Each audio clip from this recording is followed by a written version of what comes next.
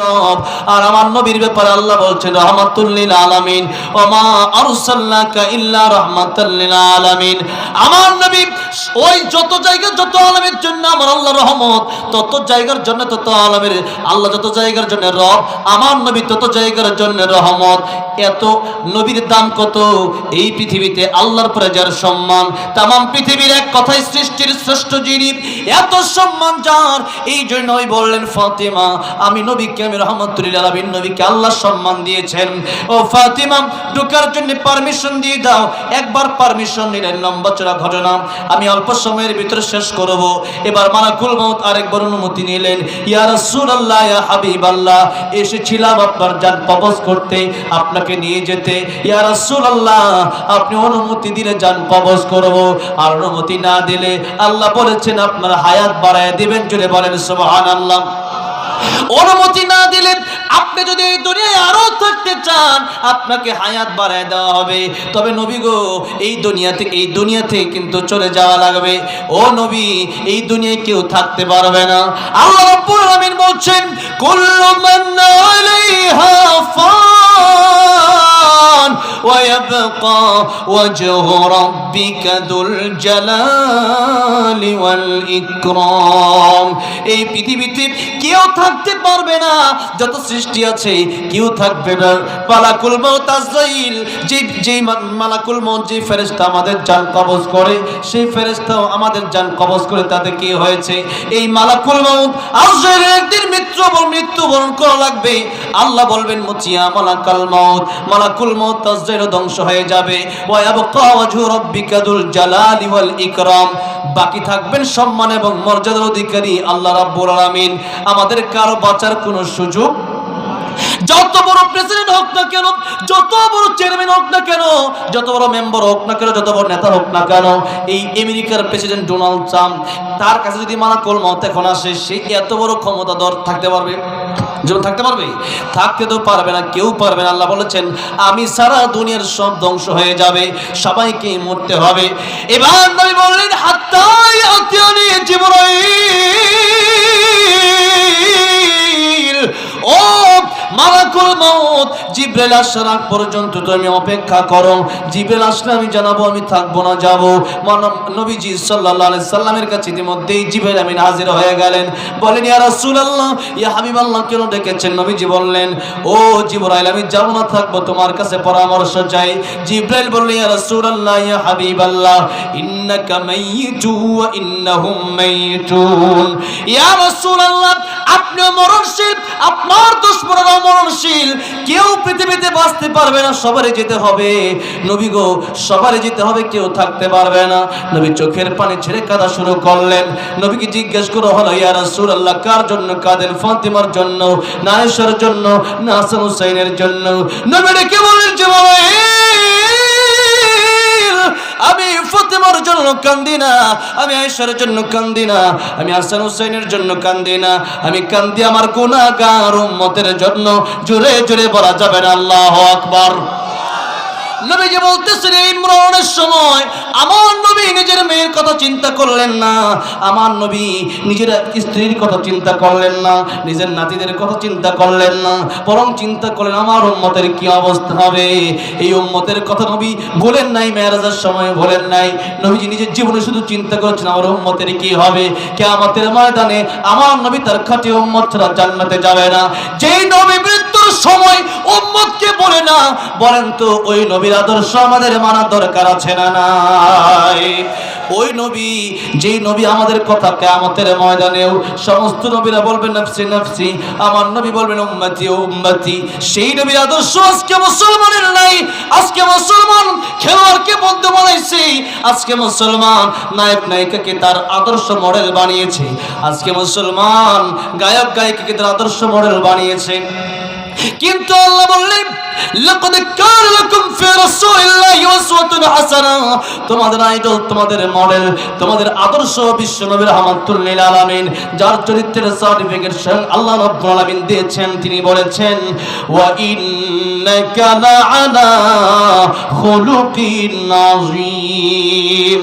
আমার ভাইরা আল্লাহ বলছেন আমার নবীর চরিত্র মহৎ চরিত্র, এর চাইতে উত্তম চরিত্র কারো হতে পারে না। জীবনে একটা মিথ্যা কথা বলে নাই, জীবনে সুদ খায় নাই, জীবনে ঘুষ খায় নাই, মানুষকে কষ্ট দেয় নাই, কারোর সাথে কটু কথা বলে নাই, জীবনে মানুষের হক মেরে খায় নাই, কোনো বাচ্চাকেও কষ্ট দেয় নাই, মুরব্বীকেও কষ্ট দেয় নাই, সমবয়সী মানুষকেও কষ্ট দেয় নাই। এমন একজনের রহমাতুল লিল আলামিন, উনি ছাড়া আর কে আমাদের আদর্শ হবে? সেই রহমাতুল লিল আলামিন নবী ইন্তেকালের সময় উম্মতের কথা চিন্তা করলো। আর এই উম্মত যদি নবীর কথা চিন্তা না করে, এই উম্মত নিজের মতো বানায় বানায় যা মনে চাই সেই রকম ভাবে ইসলাম কায়েম করতে চায়, যা মনে চায়। কোরআন শরীফ যদি আমার পক্ষে আসে মানি, আর কোরআন শরীফ যদি যখনই রাজনীতির কথাই যায় তখনই বলো যে রাজনীতি বাদ দেন। কেন রাজনীতি বাদ দেব? কোরআন শরীফে এমন কিছু নাই যেটা কোরআনে নাই। কোরআন শরীফ যদি মানতে হয় পরিপূর্ণ মানতে হবে। আল্লাহ বলছেন ইয়া আইয়ুহাল্লাযীনা আমানু দুখুলু ফিস-সিলমি কাফা,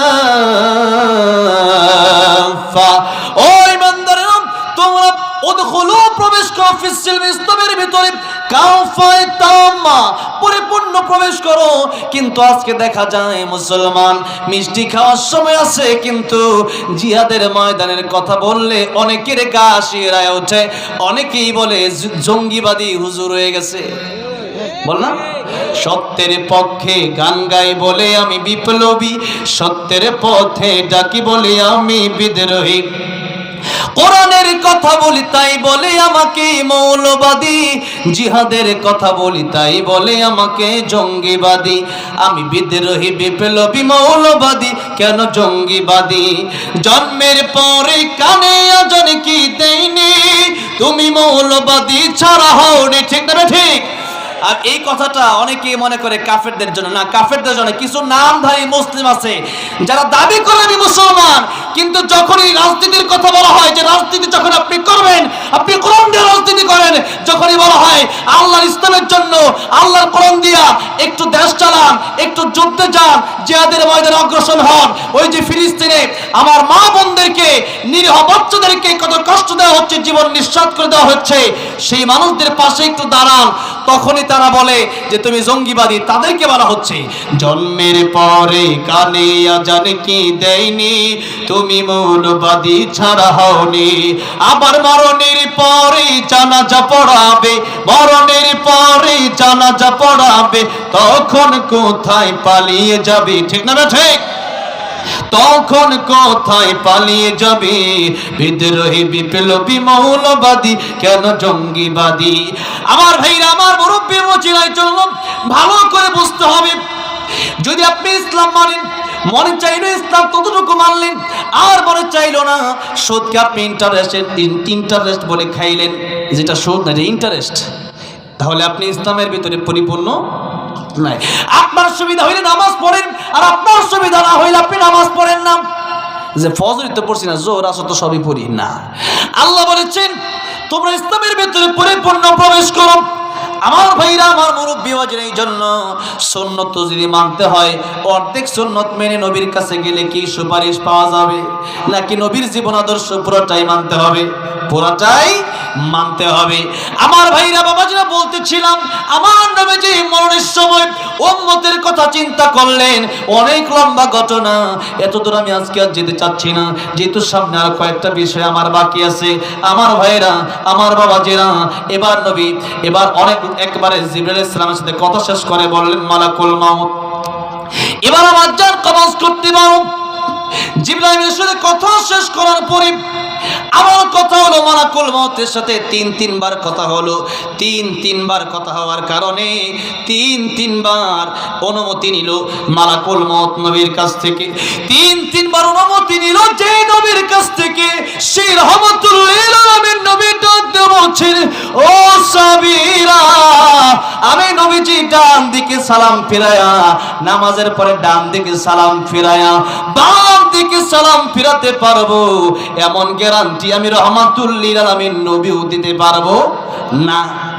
নবী বলতেছেন এই কথা, যে নবীর কাছে মালাকুল মউত আসলে অনুমতি চায়, যে নবীর কাছে মালাকুল মউত আসলে অনুমতি চায়, সেই নবী বলতেছেন ও আমার সাহাবীরা, ও আমার উম্মতেরা, আমার জীবনের গ্যারান্টি আমি দিতে পারি না, জানি না কখন আমার কাছে মালাকুল মউত আজরাইল চলে আসে। সুতরাং নবী যেহেতু রাহমাতুল লিল আলামিন, আল্লাহর পরে পৃথিবীতে যার মর্যাদা, এই পৃথিবীতে যত সৃষ্টি আছে সমস্ত সৃষ্টির ঊর্ধ্বে যার সম্মান, সেই নবী যদি এই কথা বলেন, আমি জানি না আমি আর কয়টা সেকেন্ড বাঁচবো, ডান দিকে সালাম ফিরাইয়া বাম দিকে সালাম ফিরাতে পারবো কিনা এই গ্যারান্টি আমি নবীও দিতে পারবো না। ও মুসলমান, আজকে আমাদের চিন্তাটা কি রকম একটু দেখেন। আজকে আমাদের চিন্তাটা হলো রমজান মাস আসলে ভালো হয়ে যাব, আগামী শুক্রবার থেকে নামাজ ধরবো, বিয়ে করে ভালো হয়ে যাব। কিন্তু বিয়ে করে ভালো হয়ে যাওয়ার গ্যারান্টি আছে? বিয়ের আগে বিয়ে করতে যাচ্ছে, এর মাঝখানে গাড়ি অ্যাক্সিডেন্ট হয়ে গেছে, এরকম ঘটনা আছে না নাই? তাড়াহুড়া করতে গিয়ে গাড়ি টান দিছে, যে একটু বিয়ের সময় চলে যাচ্ছে, মেয়ে বসে আছে, আত্মীয় স্বজনরা বসে আছে, দ্রুত টান দাও, দ্রুত গাড়ি টান দিতে গিয়ে অ্যাক্সিডেন্ট হয়ে জামাই শেষ হয়ে গেছে, জামাইয়ের জামাই হতে পারে নাই, হবু জামাই রয়ে গেল। আমার ভাইরা, আমার মুরব্বী বাবাজিরা, এই জন্য আল্লাহ রাব্বুল আলামিন স্পষ্ট জানিয়ে দিলেন, ইন্নাস সাআতা আতিয়াতুন আকাদু উখফিহা লিতুজজা কুল্লু নাফসিন বিমা তাসআ। আল্লাহ বলেন নিশ্চয় সাআ মানে কিয়ামত, কিয়ামত আতিয়াতুন আসবে।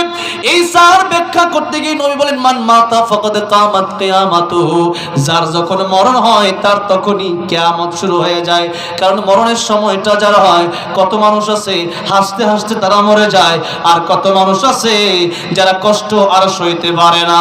এই জন্য একটু আগেই বলেছিলাম, এই মওতাল মাউত তুহফাতুল মুমিন, মুমিনের জন্য একটা হাদিয়া মওত। কারণ মুমিন জানে যে মৃত্যুর পরে আল্লাহর সাথে দেখা হবে, এই জন্যে, কারণ তার কোনো চিন্তা নাই আমার মৃত্যুর পরে কবরটা জান্নাতের বাগান হবে, আমার মরণের পরে আমার আল্লাহর সাথে আমার দেখা হবে। আর আল্লাহ রাব্বুল আলামিন বলছেন, এই পৃথিবীতে যারা ইমানদার, যারা সত্যিকারের ইমানদার, তারা সবচাইতে বেশি আমার আল্লাহ রাব্বুল আলামিনকে ভালোবাসে। কাকে? আল্লাহ বলছেন, ওয়াল্লাযীনা আমানু আশাদ্দু হুব্বান লিল্লাহ।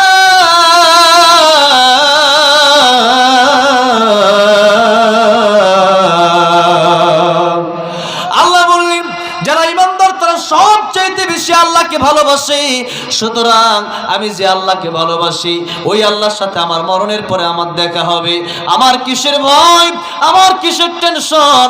লা তাখাফু ওয়া লা তাহজানু ওয়া আবশিরু বিল জান্নাহ। ওই জান্নাতের সুসংবাদ যদি থাকে, কিসের ভয়, কিসের টেনশন? এই জন্য আল্লাহ রাব্বুল আলামিন বললেন, ইমানদার যদি হও, কোনো চিন্তা নাই, কোনো টেনশন নাই। মরণের সময় যখন ফেরেশতারা এসে বলবে তোমারে আল্লাহ রাব্বুল আলামিন সালাম দিয়েছে, এই আল্লাহর সালাম পাওয়ার কারণে সে ব্যক্তি খুশি হয়ে যাবে। সুবহানাল্লাহ। একদিকে মৃত্যুর যন্ত্রণা হবে না, বিষয়টা এরকম না, একটু হলেও কষ্ট হবে, কিন্তু আল্লাহ রাব্বুল আলামিনের সালাম পেয়ে এত খুশি হবে, কারণ আল্লাহর সাথে তার দেখা করার বড় ইচ্ছা। আল্লাহর সাথে দেখা করার ইচ্ছা আছে না নাই? আল্লাহ বললেন, দেখা তোমাদেরকে দিব। সূরা কাহফের শেষ আয়াতের শেষ অংশে আল্লাহ বললেন, ফামান কানা ইয়ারজু লিকা রাব্বিহি ফালইআমাল আমালান সালিহা ওয়া লা ইউশরিক বিইবাদাতি রাব্বিহি আহাদা।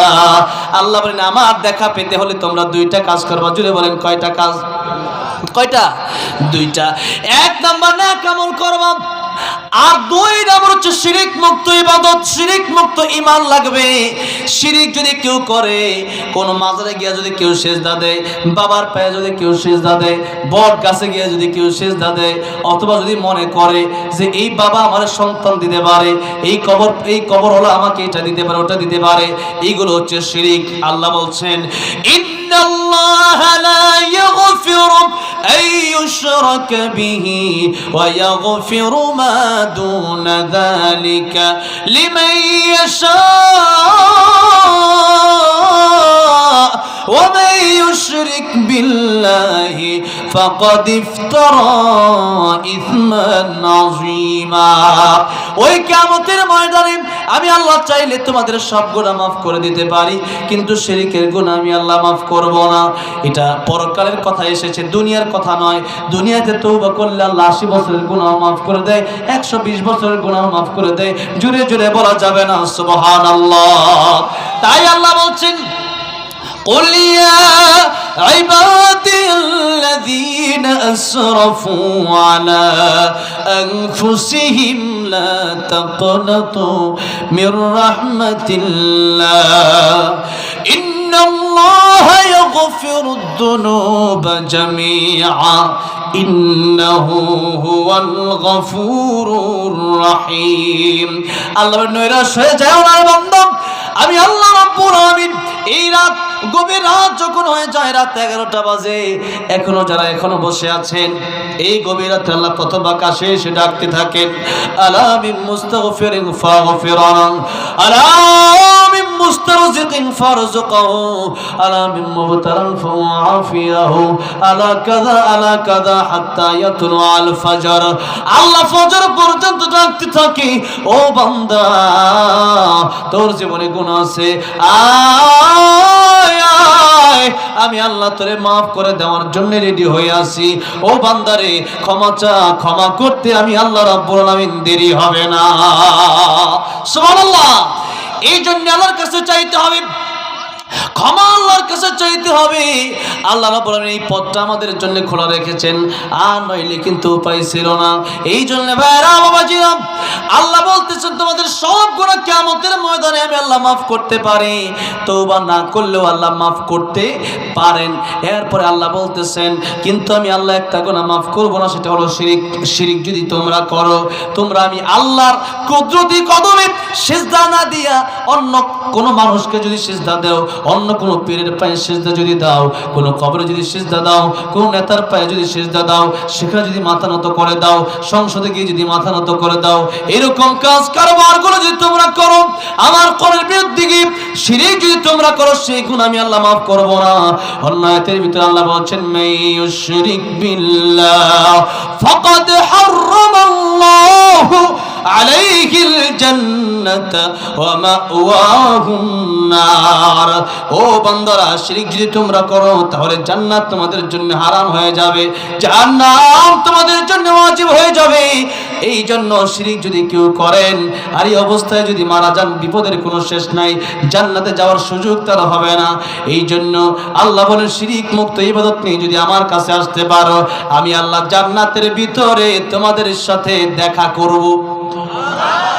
সুবহানাল্লাহ। আব্দুল কাদের জিলানী রাহমাতুল্লাহ আলাইহি তিনি বলতেন, বলবো না শের বলতেন, তিনি বলতেন, জান্নাত ও দোজখ সে ইয়া রব্বি क्या करो, जन्नत ও दोजख से या रब्बी क्या करूं, आरज़ू है मैं तुझसे देखा करूं। आय अल्लाह रब्बुल आलमीन, জান্নাত দিয়ে আমি কি করব, জাহান্নাম দিয়ে আমি কি করব? আমার তো বড় আশা, আমি আল্লাহ গো তোমার সাথে একবার দেখা করতে চাই। এই দুনিয়ার মানুষের প্রেমে একজন পাগল হয়ে আত্মহত্যা পর্যন্ত করে, পাগল হয়ে যায় মানুষের প্রেমে। এই মানুষ যদি হয় এত সুন্দর, আল্লাহর সৃষ্টি যদি এত সুন্দর হয়, আমার আল্লাহ রাব্বুল আলামিন কম সুন্দর না বেশি সুন্দর? জোরে কম সুন্দর না বেশি সুন্দর? দুনিয়া সুন্দর, মানুষ সুন্দর, আসমান সুন্দর, জমিন সুন্দর, সুন্দর সুন্দর পাল্লা, জানি না কত সুন্দর তুমি আল্লাহ, বলেন না, জানি না কত সুন্দর তুমি আল্লাহ, জানি না কত সুন্দর। আল্লাহ রাব্বুল আলামিন কাল কিয়ামতের ময়দানে ওই জান্নাতের ভিতরে মেহেরবানি করে আজকের এই মাহফিলে যারা আসলো, আমাদের কেউ অল্প একটু হলেও তুমি জায়গার ব্যবস্থা করে দিও। জোরে বলেন আমিন। আমার ভাইরা, আমার বাবাজিরা, এবার আসুন যে কথা বলছিলাম, মরণের পরে তো আল্লাহর সাথে দেখা হবে, কোনো টেনশন নাই, কোনো চিন্তা নাই। যদি প্রকৃতপক্ষে ইমানদার হতে পারেন, তাদের টেনশন বেশি। যারা খালি দুনিয়া দুনিয়া দুনিয়া দুনিয়া করছে, এখন মরণের সময় হয়ে গেছে পরে, এখন চিন্তা করে আর একটা বছর সময় যদি পাইতাম গুছাইতাম। কেন সময় কি আল্লাহ আপনারা দেয় নাই? এক সময় দাড়ি ছিল না, এখন দাড়ি উঠলো, এখন দাড়ি কালো, এরপরে দাড়ি হয়ে গেল সাদা। এত সময় পাইলেন, এরপরেও কি কবরের কথা আপনারা মনে হলো না? এরপরেও কি মনে হয় নাই যে আল্লাহ আমার এখনো সময় দিয়ে দিছে?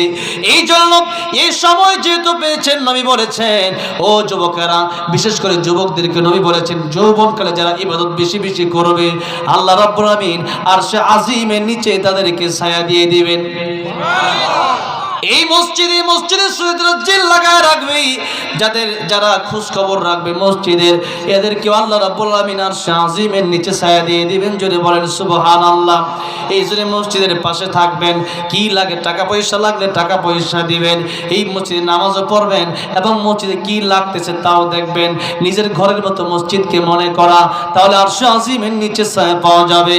ভাইরা বাবা, যেটা বলছিলাম যুবক বয়সে ইবাদত করতে পারলে অনেক লাভ, বৃদ্ধ বয়সে ওই ইবাদত যদি ওইভাবে করা নাও যায়, আল্লাহ রাব্বুল আমিন বৃদ্ধ বয়সে যৌবনকালে যেভাবে ইবাদত করেছেন ওই ইবাদতের সওয়াব আল্লাহ রাব্বুল আমিন আপনাকে ফিরিতে দিয়ে দিবেন। এই জন্য যৌবনকালের বড় দাম। আল্লাহ নবী বলেন শাবাবাকা ক্বাবলা হারামিক, যৌবনকালকে মূল্য দাও, বৃদ্ধ হওয়ার আগে 5টা সময়ের আগে 5টা সময়কে মূল্য দাও। মনে আছে? মনে আছে? 1 নম্বর বললেন যৌবনকালকে মূল্য দাও বৃদ্ধ হওয়ার আগে। 2 নম্বর নবীজি বললেন ওয়াসিহাতাকা ক্বাবলা সাকামিক, আমার উম্মতেরা অসুস্থ হওয়ার আগে সুস্থতাকে মূল্য দাও, কারণ সুস্থতাই আল্লাহর বড় একটা নিয়ামত।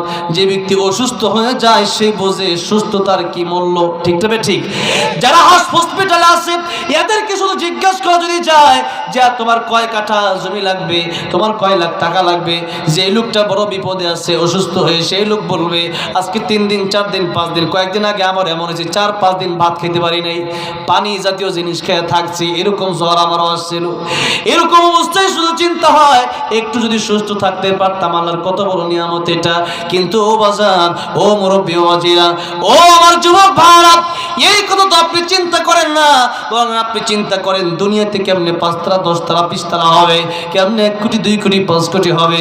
আমার ভাইরা, আমার বাবাজিরা, এই জন্য নবী বললেন সুস্থ আছো এটা তোমার বড় নিয়ামত। এই সুস্থ যেহেতু আছে নামাজ বাদ দিও না, নামাজে চলে যাও।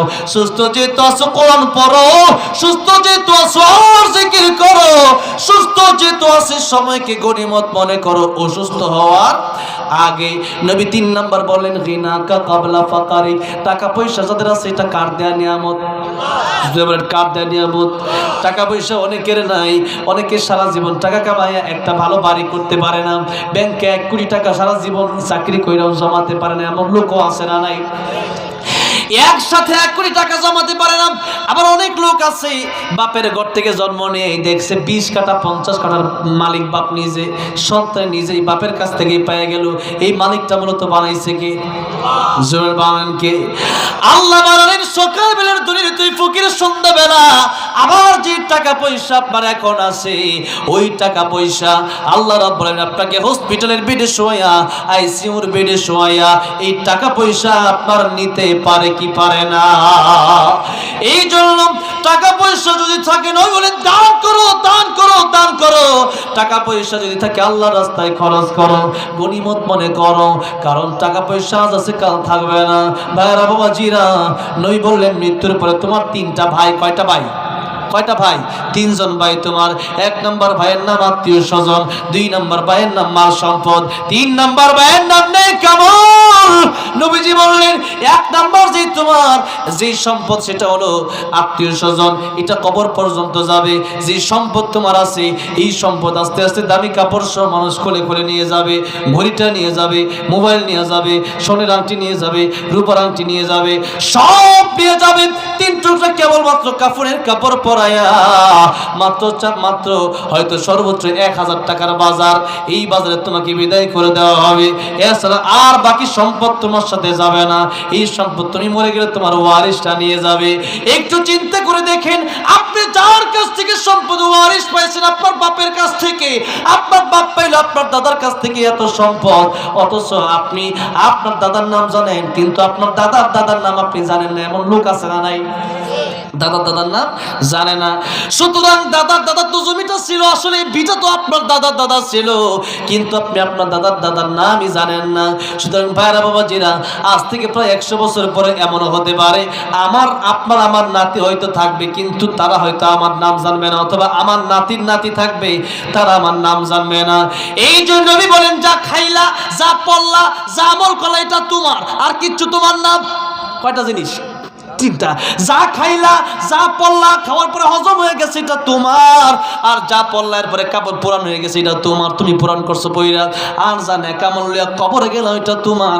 আর যা কামাইছো, যত জায়গায় রাখছো, যত ফ্ল্যাট রাখছো, যত টাকা রাখছো ব্যাংকে, এগুলো তোমার না, এগুলো সব হলো তোমার সন্তানদের, এগুলো সব হচ্ছে বাকি মানুষরা ওয়ারিশ হয়ে যাবে। এই জন্য খাইলেন যেটা আপনার, পড়লেন যেটা আপনার, আরেকটা হচ্ছে কবরে যাওয়ার পরে আমল। নবী বলছেন, ও দুনিয়ার মানুষেরা, তোমার যে তিনটা ভাই, আত্মীয় স্বজন, আর তোমাদের সম্পদ, আর তোমাদের নেক আমল, এই নেক আমল এটা এমন একটা ভাই, যেই ভাই তোমার সাথে কবরে আসবে, যেই ভাই তোমার সাথে কিয়ামতের ময়দানে দাঁড়ায় যাবে, জান্নাতে যাওয়ার আগ পর্যন্ত নেক আমল তোমার পিছু ছাড়বে না। জান্নাতে যতক্ষণ পর্যন্ত না ঢুকবা, নেক আমলের সুপারিশ আল্লাহ রাব্বুল আমিনের কাছে বন্ধ হবে না। বিশেষ করে কোরআন শরীফ বলবে, আল্লাহ রাব্বুল আমিন এই কোরআন তারা ছাড়ে নাই, আজকে জান্নাতে না দিলে আমি কোরআন খুশি হব না। আল্লাহ বলবেন, কোরআন অনেক আমল তোমার যেহেতু পড়েছে, আজকে আমি আল্লাহ রাব্বুল আমিন থেকে জান্নাতের মেহমান বানিয়ে দিলাম। এই জন্য ওই ভাই চিন্তা করেন, যে ভাই আমার সাথে কবরে যাবে, যে ভাই আমার সাথে হাসরের ময়দানে উঠবে, যেই ভাই আমার সাথে জান্নাতে যাবে, আর যেই দুই ভাই যাবে না। আজকে আমরা ওই দুই ভাইয়ের চিন্তা বেশি করি, স্ত্রীর চিন্তা করি, সন্তানের চিন্তা করি, আত্মীয় স্বজনের চিন্তা করি, ভাইয়ের চিন্তা করি, বোনের চিন্তা করি, আর সম্পদ কিভাবে বাড়াবো চিন্তা করি। কিন্তু নেক আমল, যে আমল আমার কোনোদিন ছাড়বে না, ওই আমলের কথা আমাদের কোনো চিন্তাই নাই। ওই ভাইকে আমরা এখন আপন করে নিতে পারি নাই। এই জন্য নেক আমল, নামাজ যা আপন বানান, কোরআন যা আপন বানান, আল্লাহ জিকিরকে আপন বানান, দান সদকা আপন বানান, যাকাত আপন বানান, আল্লাহর ঘরে যাওয়া আপন বানান, আল্লাহকে বন্ধু বানানো আপন বানান। আমার ভাইরা, আমার বাবাজিরা, এই জন্য নেক আমলে বন্ধু বানান। আর টাকা পয়সা যদি থাকে দান করেন, এই দান করলে পরে টাকাটা পরকালে নেক আমল হয়ে উঠবে। নবী বলেন, গিনা কাকাবালা ফাকারিক, টাকা থাকলে তুমি ফকির হয়ে যাওয়ার আগে টাকার মূল্য দাও, এই টাকা ভালো রাস্তায় ব্যয় করো। 4 নাম্বার নবী বলছেন, ফারাগাকা কাবালা শুগুলিক, অবসর হওয়ার আগে ব্যস্ত, অবসর থাকা অবস্থায় ব্যস্ত হওয়ার আগে এই সময়কে গনিমত মনে করো। কারণ মানুষ যত দিন যায় তত অবসর হয় না, ব্যস্ত হয়। কি হয়? ব্যস্ত হয়। আমার একজন উস্তাদ আছেন, তিনি বলতেন, যখন তোমার 2 পাও যেথায় খুশি সেথায় যাও, যখন তোমার 4 পাও ভাত কাপড় দিয়ে যাও, যখন তোমার 6 পাও আব্বু তুমি কোথায় যাও। মানে বুঝছেন, বিয়ের আগে 2 পাও যেখানে মনে চায় এখানে যায়, বিয়ের পরে এখন আর ব্যস্ততা বাড়ছে না কমছে? এখন আদা দাও, লবণ দাও, গরু গোস্ত, মুরগি গোস্ত, চাল চাউল, তেল, আদা, খালি বাজার। আর যদি তার বাবা যান, আপনার শ্বশুর যদি আসে, তাহলে 1 পৃষ্ঠাই হয় না, 2 পৃষ্ঠাও লাগে।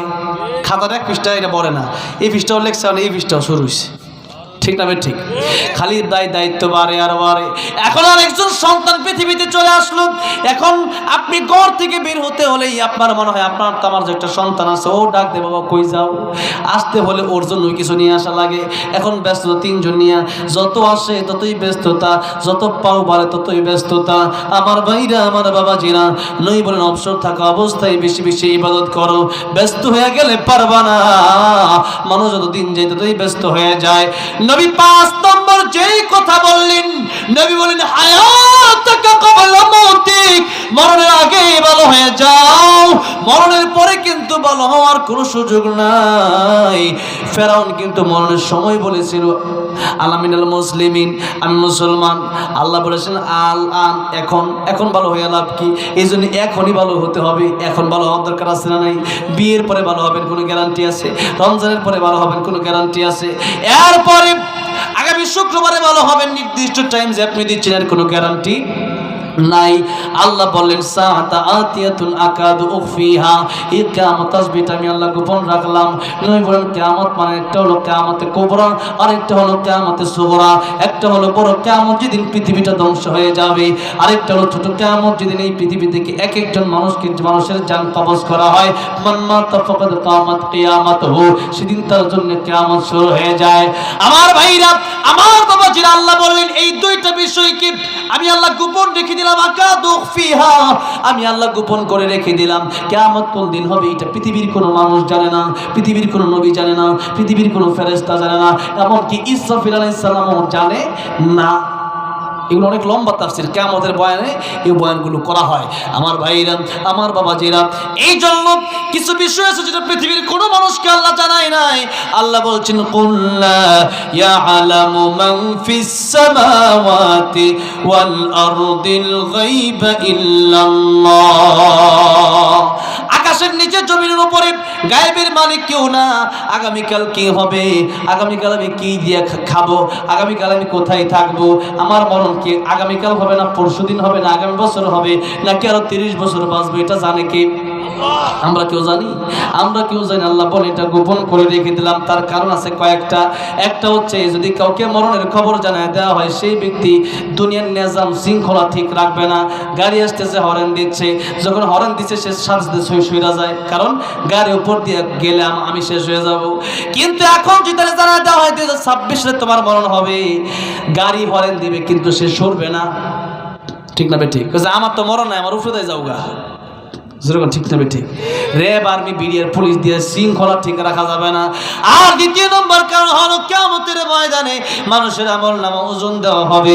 যার নেক আমলের পাল্লা ভারী হবে সে যাবে কোথায়? ফারিকুন ফিল জান্নাহ, জান্নাতে যাবে। আর যার বদ আমল ভারী হয়ে যাবে সে যাবে ফারিকুন ফিস সাঈর, সে যাবে জাহান্নামে। আমরা কোথায় যেতে চাই? জান্নাতে গেলে নেক আমলের পাল্লা ভারী করার দরকার আছে না নাই? বেশি বেশি ভালো কাজ করার দরকার আছে না নাই? এই জন্য ওইটা বুঝেই করবেন। এখন যদি জানা দেওয়া হয় আপনি শুধু যত বদ আমল আছে এগুলো করতে থাকবেন, মরণের 1-2 দিন আগে ভালো হয়ে তওবা করবেন, পরে দেখা যাবে বদ আমলের পাল্লাটা ভারী হয়ে গেছে।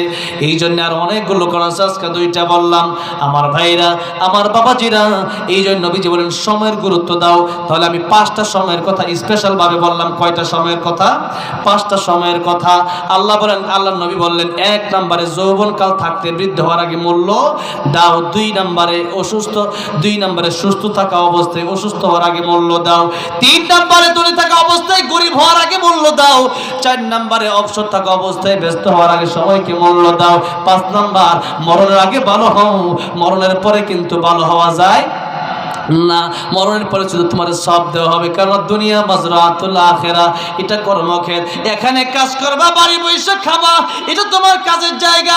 তোমার বাড়ি হলো জান্নাতে। ইহা হাম সব মুসাফির হই, ওহি আখির ঠিকানা। কোই আগে রওয়ানা হই, কোই পিছে রওয়ানা। এই দুনিয়া মুসাফির খানা, চিরকালের জন্য আসি নাই। এখানে যেমন আসছি, আমি এখানে চিরদিন থাকার জন্য আসি নাই, অল্প সময় কথা বলে আবার বিদায় নেওয়ার জন্য আসছি। ঠিক তেমনি ভাবে এই দুনিয়াতে আমরা আসছি, কেউ থাকার জন্য আসি নাই, সবারই চলে যেতে হবে। কেউ আগে যাবে, কেউ পরে যাবে। ও মুসলমান, নবী বললেন মরণের আগে ভালো হও, এটা তোমার কাজের জায়গা, এটা মুসাফির খানা। এখানে শক্ত কইরা বাড়ি বানাইলে কোনো লাভ নাই। এখানে থাকো এমন ভাবে, মুসাফির যেখানে যায় যেভাবে থাকে। মুসাফির যখন বিদেশে যায় তখন কি কোটি কোটি টাকা এরপরে বাড়িটা লইয়া একবারে যায়। একটা ব্যাগ লয়, অল্প কয়েকটা কাপড় লয়, কিছু টাকা পয়সা লয়, ঠিক না ঠিক? 2-4-5 হাজার লয়, যতটুকু খরচের দরকার। এখানেও মুসাফির, এখানে যতটুকু দরকার ততটুকু আপনি করেন। খাওয়া দাওয়ার দরকার অবশ্যই আছে, তবে আপনার খাওয়া দাওয়াটা হবে আগে এই জন্য কারণ যেন আমি ইবাদত করতে পারি। আমার ভাইরা, আমার বাবাজিরা, তাহলে ইসলামের সময়ের গুরুত্ব আছে না নাই? সময়ের গুরুত্ব দিতে গিয়া প্রায় 1 ঘন্টা সময়, 1 ঘন্টার উপরে আলোচনা করলাম। এবার আসুন একটু সামনের দিকে যাই। কষ্ট হচ্ছে? সময়ের গুরুত্ব দিতে আল্লাহ রাব্বুল আলামিন বলেন যে এই 12 মাস, এটা আমি আল্লাহ রাব্বুল আলামিন এই মাসগুলোকে গুরুত্ব দিয়েছি। তবে স্পেশাল গুরুত্ব আমি আল্লাহ দিলাম রমজান বাদ দিয়া আরো 4টা মাসকে। রমজান মাসের তো গুরুত্ব আছেই, রমজান মাস হচ্ছে সমস্ত মাসের সর্দার। এই মাসের চেয়ে গুরুত্বপূর্ণ আর কোনো মাস নেই। তবে এই রমজান মাস বাকি রেখেও আরো 4টা মাস সম্মানিত। আল্লাহ বলেন আরবাআতুন হুরুম, আমি আল্লাহ রাব্বুল আলামিন এই 4টা মাসকে সম্মান দিলাম।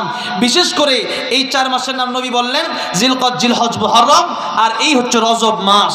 এই রজব মাস যখন আসতেন নবীজি কোন দোয়া বেশি বেশি পড়তেন? পড়েন আল্লাহুম্মা বারিক লানা ফি রজবা ওয়া শাবান ওয়া বাল্লিগনা রমাদান। নবীজি পড়তেন, নবীজি দোয়া করতেন, এই মাস আসলে নবীজি দোয়া করতেন, রমজানের জন্য প্রস্তুতি নিতেন। কারণ রজব যখন চলে আসে তার মানে বোঝা গেল রমজান মাস আসতে আর বেশি দেরি নাই। কিন্তু রমজান মাস আসার আগে আগে আমাদের মরণটা হতে পারে কি পারে না? রমজান মাস আসার আগে মরণটা হতে পারে। কিন্তু এই দোয়ার কারণে নবী বলেছেন তকদির কিন্তু পরিবর্তন হয় না, কিন্তু একটা জিনিসের মাধ্যমে মানুষের তকদির পরিবর্তন হয়ে যায়, মানুষের হায়াত বেড়ে যায়। ওই জিনিসের নাম হলো দোয়া। ওই জিনিসের নাম কি? দোয়া। এই জন্য বেশি বেশি দোয়া করবেন। বেশি বেশি কি করবেন? ইয়াকা নাবুদু ওয়া ইয়াকা নাস্তাইন। চাইবেন কার কাছে? আল্লাহর ইবাদত করেন, নামাজের পরে আল্লাহর কাছে চান, আল্লাহ দোয়ার মাধ্যমে ইবাদত কবুল করে নেবেন। আমার ভাইরা, আমার বাবাজিরা, নবীজি নিজে দোয়া করেছেন, আল্লাহ আমার হায়াত বাড়ায় দাও। কারণ একবার রমজান যে পেয়ে গেলেন, যেই রমজান মাস আপনি পাওয়ার কারণে নফল ইবাদত করলে কিসের সব? ফরজের সব। আর ফরজ একবার করলে 70টা ফরজের সব। এই মাসের দাম আছে না নাই? শাহরু রমাদান আল্লাযী উনজিলা ফীহিল কুরআন, এই মাসে কোরআন শরীফ নাজিল হয়েছে, এই মাসের দাম অবশ্যই আছে। আমার ভাইরা, আমার বাবাজিরা, এই রমজান মাসে আরেকটা রাত আছে, ওই রাতের নাম লাইলাতুল কদরি খায়রুম মিন আলফি শাহর। লাইলাতুল কদর, এই লাইলাতুল কদর যে আল্লাহ বললেন এই লাইলাতুল কদর হাজার হাজার মাসের চাইতে উত্তম। এক রাত ইবাদত করবা, এই এরকম অফার আল্লাহ অন্য কোন নবীর উম্মতকে দেয় নাই, কেবলমাত্র শ্রেষ্ঠ নবীর শ্রেষ্ঠ উম্মতকে আল্লাহ দিলেন। ইবাদত করবেন এক রাত, সওয়াব পাবেন হাজার মাসের। সুবহানাল্লাহ। তাহলে এটা বড় গুরুত্বপূর্ণ, এই রাত বড় গুরুত্বপূর্ণ। নবীজি রমজান মাস পাওয়ার জন্য আল্লাহর কাছে এই মাসে দোয়া শুরু করে দিতেন, আল্লাহ রজব আর শাবানে আপনি আমাদেরকে বরকত দেন, আর রমজান মাস পর্যন্ত আমাদেরকে পৌঁছে দেন। আমার ভাইরা, বাবাজি, তাহলে আজকে থেকে দোয়াটা সবসময় পড়বেন তো? পড়বেন তো? মুফাসসিরে কেরামগণ লিখেছেন এই দোয়া যদি আপনি করেন, এই দোয়া যদি কবুল হয়ে যায়, তাহলে আপনি যদি রমজান আগে মারাও যান, রমজান পাইলে ইবাদত করলে যে সওয়াব হতো, আল্লাহ সেই সওয়াব আপনার আমল নামায় অটোমেটিক দিয়ে দিবেন। সুবহানাল্লাহ বলেন। আমার ভাইরা, বাবাজিরা, এই রজব মাস যখন চলে আসলো, আল্লাহ স্পেশাল একটা কথা বললেন, বলবো। আল্লাহ কোরআনে বলছেন ফালা তাযলিমু ফীহিন্না আনফুসাকুম, এই মাস যখন আসছে এই মাসে তোমরা গুনাহ ছেড়ে দাও। কি ছেড়ে দেওয়ার জন্য বলছে? গুনাহ ছেড়ে যদি দিতে পারেন তাহলে আপনি আল্লাহর ওলি হয়ে যাবেন। কি হয়ে যাবেন? আল্লাহর ওলি হয়ে যাবেন। ভাইরা, আমার বাবাজিরা, এই মাস যখন আসলো আল্লাহ বলেন আরবাআতুল হুরুম, আমি আল্লাহ 4টা মাসকে সম্মান দিলাম, এর মধ্যে একটা হলো রজব মাস। এই মাসকে যেহেতু আল্লাহ রাব্বুল আলামিন সম্মান দিলেন, এখন আমি আর আপনি মাসের নামই জানি না, সম্মান দিব কেমনে? কথা বলেন ঠিক তবে ঠিক। মনে করেন বিয়ে করতে যাবেন, এখন বিয়ে করতে যাওয়ার কারণে বিয়ে করার আগে একদিন আপনি মনে করেন ঠ্যাং মেলায় এক জায়গায় বসে রয়েছেন, কোন আপনার বাড়িতেই মনে করেন এখন এক লোক আসছে, আপনি চিনেন না, আপনি হবু শ্বশুর আপনি চিনেন না, একজন বলে তোমার হবু শ্বশুর, আপনি তখন আপনার নৈরাচিরা বসছেন কেন? যে আমার হবু শ্বশুর আসছে, কারণ তার মেয়ের আমি বিয়ে করবো, একটু সম্মান দেওয়ার দরকার আছে না নাই? জোরে কন আছে। এখন এই যে চিন্তা করে আপনি একটু নড়াচড়া দিয়ে বসছেন কেন? যে আমার হবু শ্বশুর বিয়া বাতিল হয়ে যেতে পারে বেয়াদবি করলে, ঠিক না? ঠিক। এই যে আপনি নড়াচড়া দিয়ে বসছেন, শ্বশুর দেখা পাউডার একটু সোজা করে বসছেন, এটাই হলো সম্মান। এটা কি সম্মান? তো প্রাথমিক সম্মান হচ্ছে রজব মাস যে আসছে, এটা আপনার জানতে হবে। রজব মাস চলতেছে, আপনি যদি জানেন জানুয়ারি চলতেছে আর মাঘ মাস, আর রজব মাস আপনি জানেনই না, তাহলে কি আপনি সম্মান দিতে পারবেন? সম্মান দেওয়া মানে প্রাথমিক সম্মান দেওয়া মানে এই মাস যেহেতু চলে আসছে, এই মাসে আল্লাহ যেহেতু এই মাসকে সম্মান দিছে, আমিও সম্মান দেব। সম্মান কেমনে দিব? অন্য অন্য মাসে গুনাহ করছে, এই মাস থেকে গুনাহ বন্ধ। এই মাসে কি গুনাহ বন্ধ? যত রকম গুনাহ আছে সব জায়গায় গুনাহ করা একরকম, আর মসজিদে গুনাহ করা ডবল গুনাহ, ঠিক না? ঠিক। যেরকম জায়গা বিশেষ গুনাহ করা ডবল গুনাহ, এরকম এই মাসে গুনাহ করলে আরো ডবল গুনাহ। কারণ আল্লাহ পাকি রজবকে সম্মান দিলেন, আপনি তো আল্লাহর কথা মানতেছেন, আপনার আল্লাহর কথা গুরুত্বই দিচ্ছেন না, যার কারণে আপনি রীতিমতো গুনাহ করে যাচ্ছেন। আল্লাহ বলেন ফালা তাযলিমু ফীহিন্না আনফুসাকুম, এই মাস আসে যে তোমরা তওবা করে নাও। কি করবেন? তো ভালো হয়ে যাও। আল্লাহ বলছেন জুলুম করুন, আল্লাহ এটা বলছেন। তার মানে এখন তওবা করে আপনি সমস্ত গুনাহ থেকে ফিরে আসেন, মুক্ত হয়ে যান। আল্লাহ আমাদেরকে গুনাহ থেকে হেফাজত করেন, বলেন আমিন। আমার ভাইরা, আমার বাবাজিরা, আজকে লম্বা সময় আলোচনা করবো ভাবছিলাম, কিন্তু কথা কোন দিক থেকে শুরু করছি, তাড়াহুড়া করে আসছি, মানে জ্যাম, সেই নারায়ণগঞ্জ থেকে আসছি, প্রায় 4 ঘন্টা জ্যামেই বসা। কথা বলছেন। এখন জ্যামে আস্তে আস্তে এরকম তাড়াহুড়া করে আয়সা খালি স্টেজে উঠছি, কথাও আজকে এমনও তাড়াহুড়া করে কোনোদিন ওয়াজ করি নাই। তাড়াহুড়া করতে করতে ওয়াজ আমার মুখ দিয়ে তো বের হচ্ছেন, প্রতিদিন ওয়াজ করতেছি না প্রায় 6 বছর ধরে। ওয়াজ তো যখন বসালে বের হবে ওয়াজ, কথাটা বোঝেন নাই, শেষ হবে না ইনশাল্লাহ। এখন আর যদি 10-15 মিনিট দেওয়া যায় একটু কষ্ট হবে আপনার, অনেকে ঘুমে ধরতেছে আর কি, আমারও ঘুমে ধরতেছে, তারপরও একটু ঘুমে ধরলেও আর একটু কথা আমরা শুনে যাই, ঠিক আছে না ইনশাল্লাহ? আর 10-15 মিনিট দেওয়া যাবে না ইনশাল্লাহ? কারা শেষ পর্যন্ত বাপের নামে মায়ের নামে একটু দোয়া করে যাবে।